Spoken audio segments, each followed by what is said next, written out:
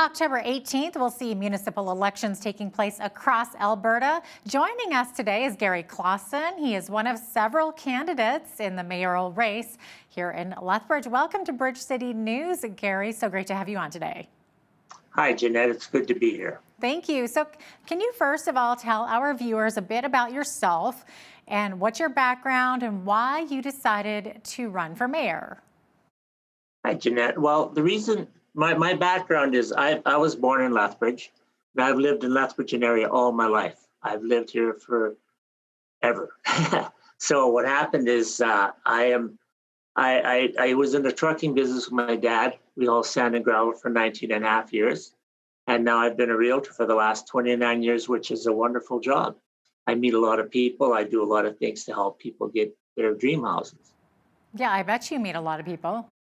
I do.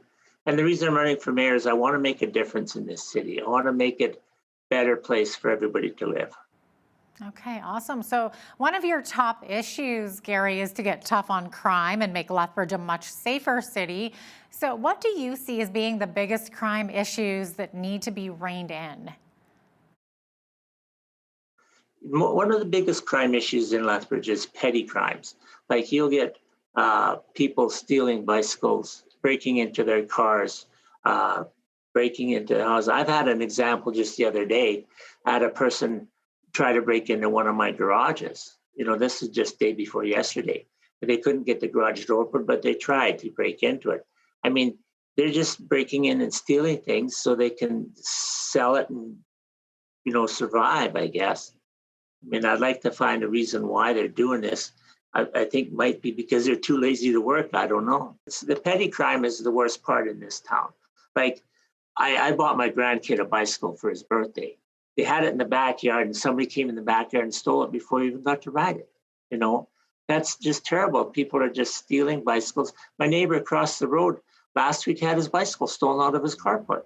Wow. And why would people just keep doing this? You catch the person, you take them to court, they slap his wrist, they let him out, and he goes and steals a bike and rides it home. That's exactly what's been going on. There's not enough punishment for the crime.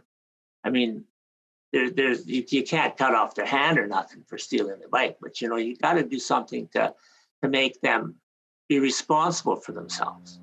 Yeah, I know. I've had 2 bikes stolen out of my yard too. We never did catch the people. So I hear you on that. So Gary, how would you go about reducing crime? Do we need to have a bigger police budget or a different approach to fight the bad guys?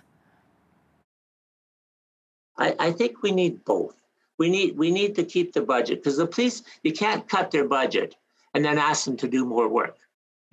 We've got a wonderful college that's got a great police college, a training session for police. I was thinking that maybe they should turn around and there's a lot of policemen out there, but they need help. They do. They need the local citizens to help them. There's people that are upset because they'll call the police and it'll take them 20 minutes to get there. But they're doing so much stuff out there. They're so busy that they can't be everywhere at the same time.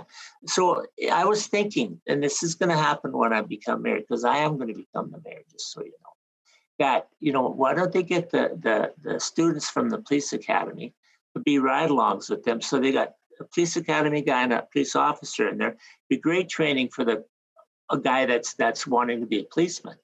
And then they've got 2 people in there, and they can have more people out on patrol and stuff than that. It's terrible that they just have to turn around and they don't have enough people. They don't. I would like to. I really have a heart for the cops too. Police. I have a heart for the police because they need help. They need to turn around, and they need people helping them all the time too. You have a problem with something, you call the police. You don't call the crook because the crook's already there. So Gary, our city seems to also be divided over whether or not to have supervised injection sites. So how do you see things? What's the best way to reduce drug use and the crime and family breakdown that comes with that? The free injection site, I think was totally wrong. I think it was wrong. When that free injection site came into Lethbridge, our crime rate went up 30%. 30% it went up, and that's quite a bit. I mean, we got all the people that want to do drugs said, oh, we can do it for free. We can do it here. The Lethbridge will let you do their drugs. And they all come into here. That has increased the crime. People are stealing so they can buy their drugs. And then they turn around, and it hurts the people. It hurts the families. Like, we've got a friend, her son is taking a lot of drugs. He actually overdosed the other day, and he doesn't seem to care. You know, that's the point. They don't seem to care. You know, they've got to care too. They've got to want to stop, and it's hard for them to stop because it's such a rush. I personally don't do drugs because I don't want to, but they turn around and you've got to educate people. You've got to educate people that this is not the right way to do this. The main thing is don't do drugs. Just don't do drugs. But why are they doing drugs? I mean, I'm going to find more things out when the time comes. I went to the homeless shelter the other day and to check it out because I want to know more what's going on with this stuff. And the guy at the homeless shelter, he showed me all around and everything like that, which was really good. And I went outside and there was a guy working on his bicycle. And he said to me, he says, oh, you guys, he just turned around and you guys, then, and he put me in with everybody, which is okay. He says, you just think we steal everything just so we can buy drugs. And I was thinking that. I mean, I didn't want to debate with this guy because it wasn't going to go anywhere with that debate because he had his mindset that us guys just thought that they would steal anything they can.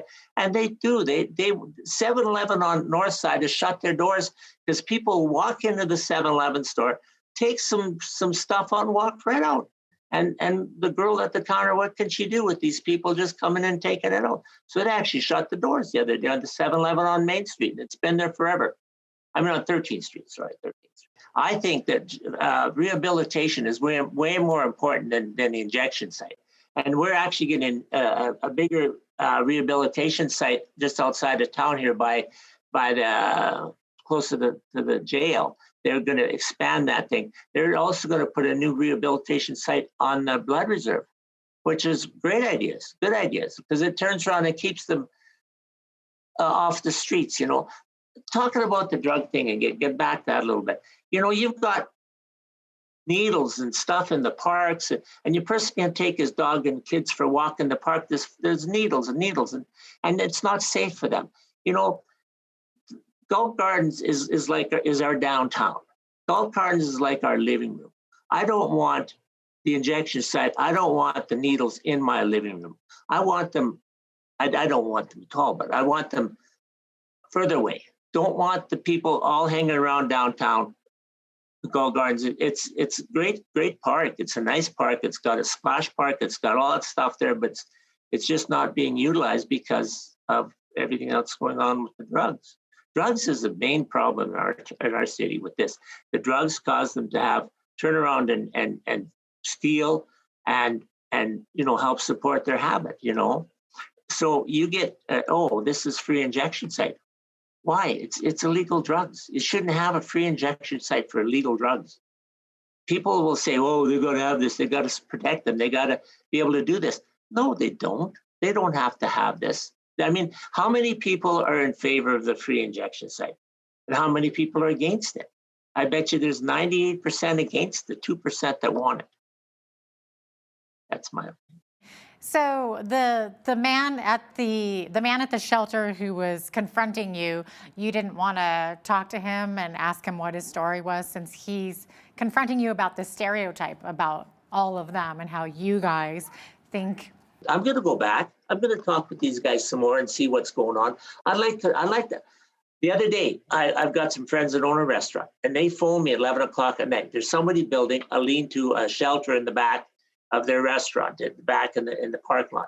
So I go over there because we're good friends, and I go back there and they called the police, and I got there. The police got there like within minutes, you know. So I mean, the response time for the police was really good on that. Okay, I'm getting to that point. Okay, so what happened was we tore it all down, and so a day or two later they phoned me that it's up again. So I went back there again, and I went and looked.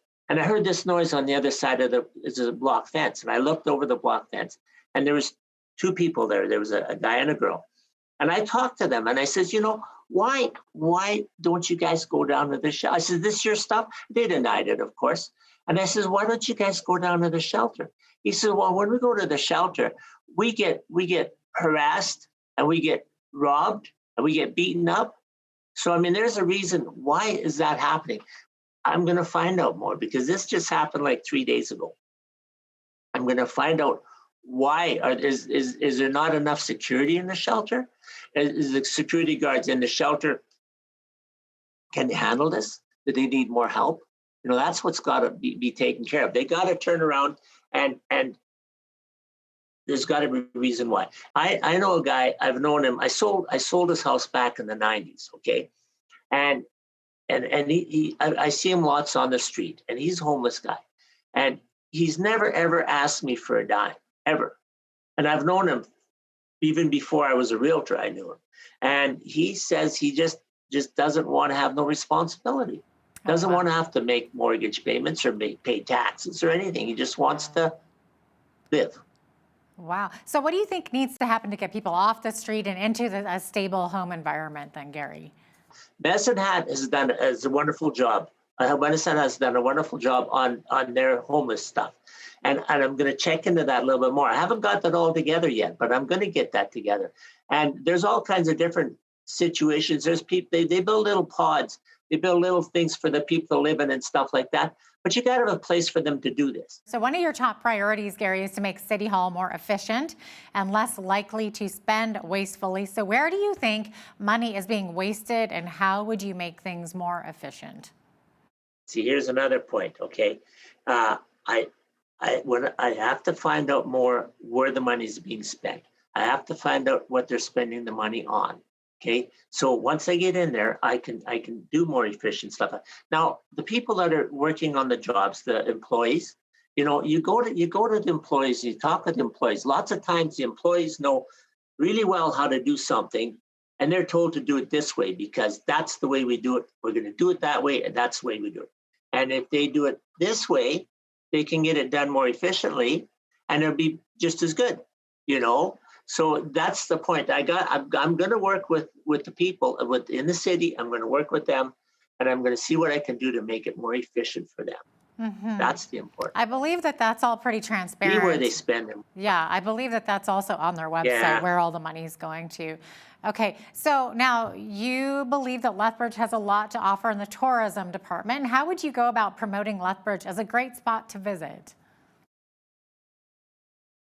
Okay, well, here's the point. Lethbridge has a lot of great places. Like Lethbridge has Nikiupa Japanese Gardens. They have the Fort Whoopa. They have the Indian Battle Park. Now, Indian Battle Park was the scene of the last great Indian battle.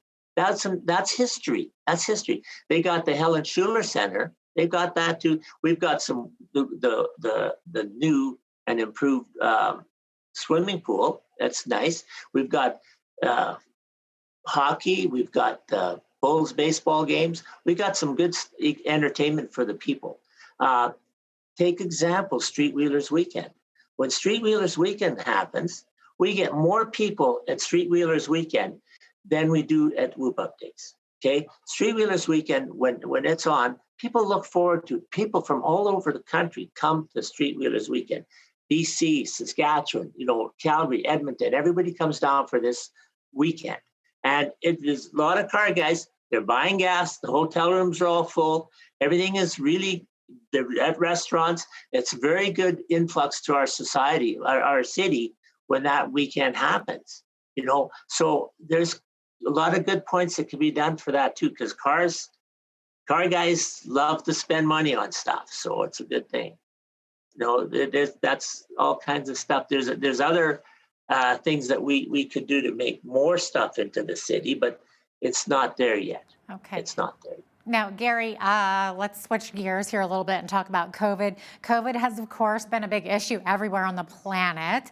If COVID does erupt again this fall and winter, how would you go about handling things differently here in Lethbridge?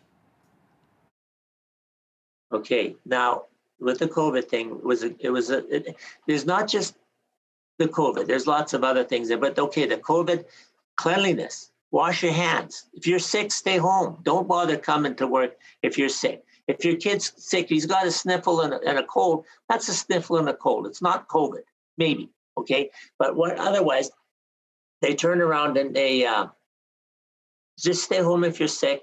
The social distance is a good thing to do when you're not feeling good and things like that. I believe that masks are helpful. I don't like the masks personally. I don't like masks, but that did help.